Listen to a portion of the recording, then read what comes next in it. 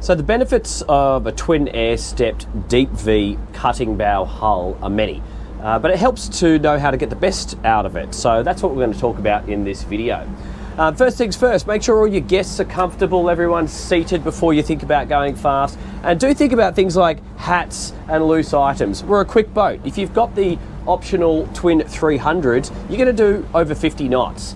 This boat can also come in the single 300. We got the twin 225s on today. So if you are going to be going super fast, let's put that safety strap on and be safe. So just get that secure to your body and make sure that's all sorted just there. Next thing, ensuring all your guests are seated, you want to start to think about how you are trimming the boat when you get up and moving. So let's just get up and moving right now. I've actually got it the active trim off. When I talk about my trims, there's two settings. There's the trim tabs, which are operated by the lever just forward of the bow thruster, and the leg trim or engine trim, which is the engine up and down. So I'm doing the manual engine trim, and if you're new to boating, I suggest you just try the active trim, which will do this thinking for you. So with the engine fully trimmed down, I have the trim tabs in the retracted position. I'm just going to increase my speed and get the boat up on the plane.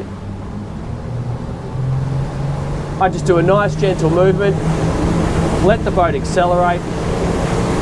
I'm going straight through 20 knots there.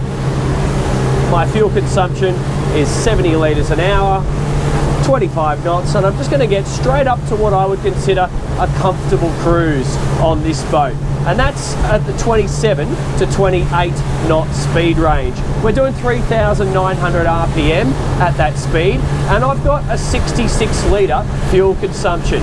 So when you think about that, you know, you're going to cover a lot of ground at 27 knots, and 60 litres for your day out.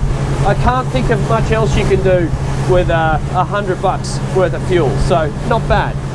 But you want to think about, once you're up and rolling, everybody's comfortable, how is the trim of the boat?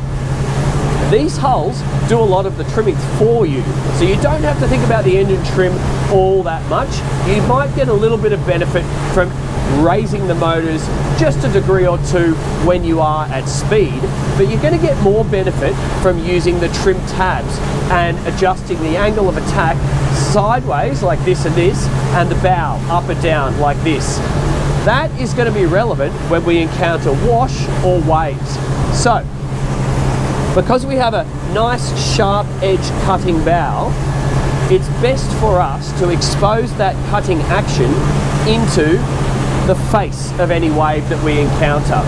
Because this boat is very slippery with the air steps, it glides through the water quite confidently. Therefore, when you see some waves from a boat, or if you have weather conditions giving you some wind chop and you're going into it, what you want to do is just, whenever you can, point that bow into the waves. So I've got some boat wash just coming towards me now from a motorboat. I'm actually just going to head out there now, still maintaining that 27 knot speed.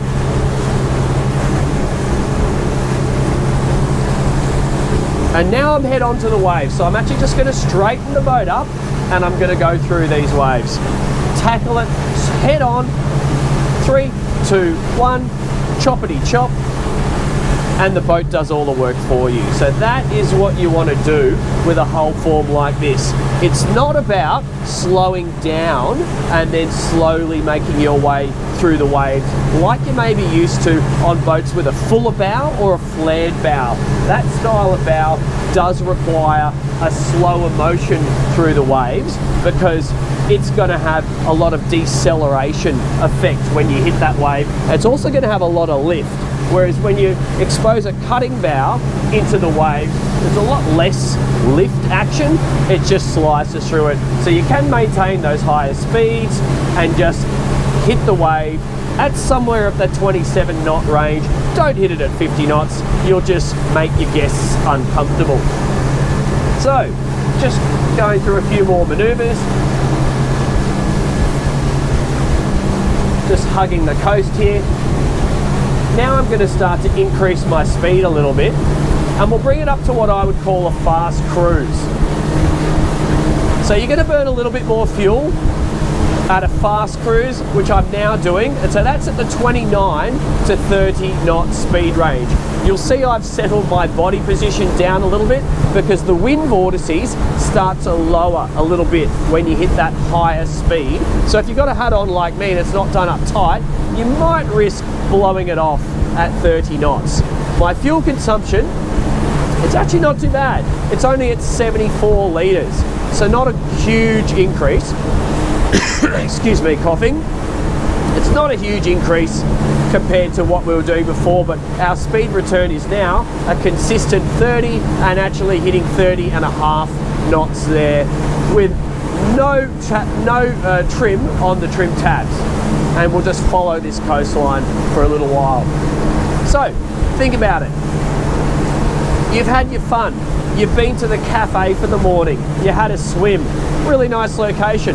But all the other boats started to arrive and the anchorage got a little bit full. But you've got another beach that nobody goes to, or it's shallow water and the big boats can't get in there. A Saxdor 320 means you can just get right into the shallow water, drop those terraces down again, and once again, you've got your own pleasurable location to enjoy.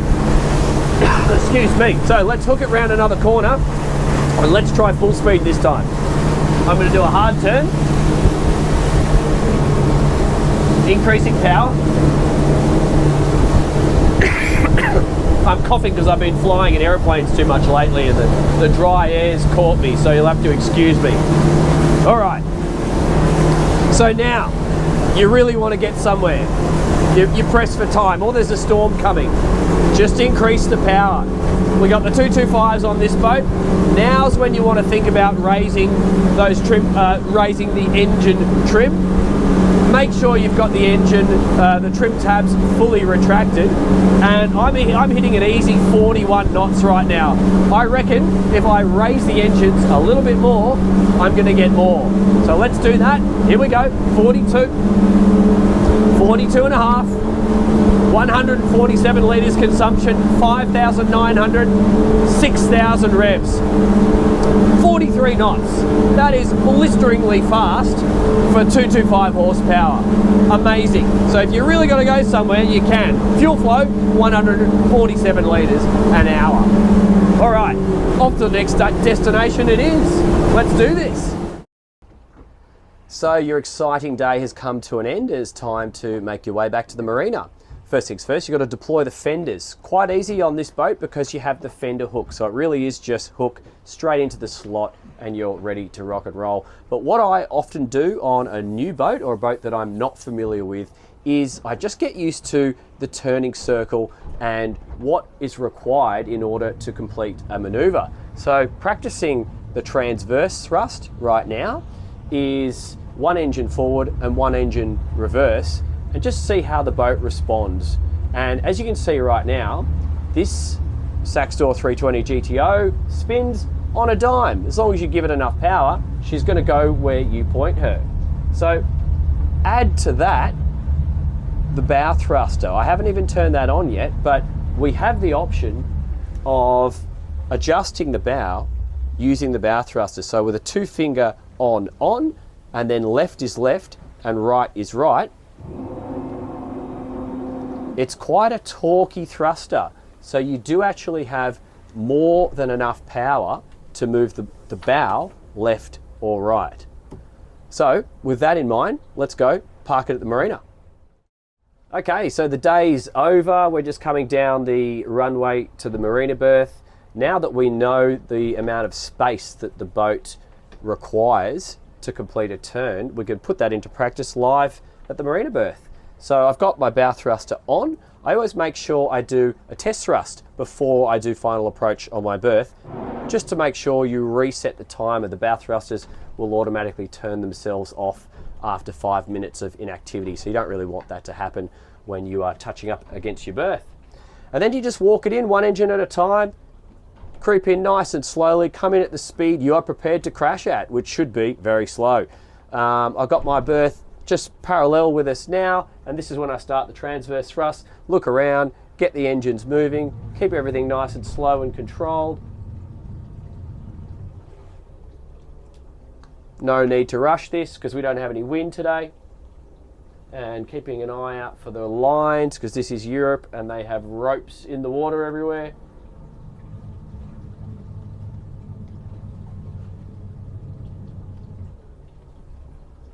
Okay, and here is where I could use my bow thruster. Look how powerful that is. Hopefully that came up on camera. So you really can just tickle things up. If you didn't have it perfectly aligned, that's where it is most useful. Now I can even use a technique which is called a side slip. So I can have the wheel over to port, and I can just do one click in forward and a bow thrust to starboard, and it actually moves the whole boat to the starboard side if you need it to do that. So many techniques you could utilize with twin engines and thrusters, but the control is awesome. And here we go. All I need to do is just go and touch it up against the fenders. And as I was saying before, it's a boat that you can manhandle. So here we are in med style. It's not heavy. You can just get an arm out, settle the boat, and then go and sort out all your lines. So if you were questioning to yourself, is this a boat that you can handle yourself? If you haven't driven a boat before, I would say employ a skipper to do some training first. But once you've done a bit of training, it's very forgiving. The design, the hull, and the layout of this boat, combined with the engines and the thruster, it's just going to make your life easy. Once again, that's all about giving you the time that you deserve. I hope that was useful.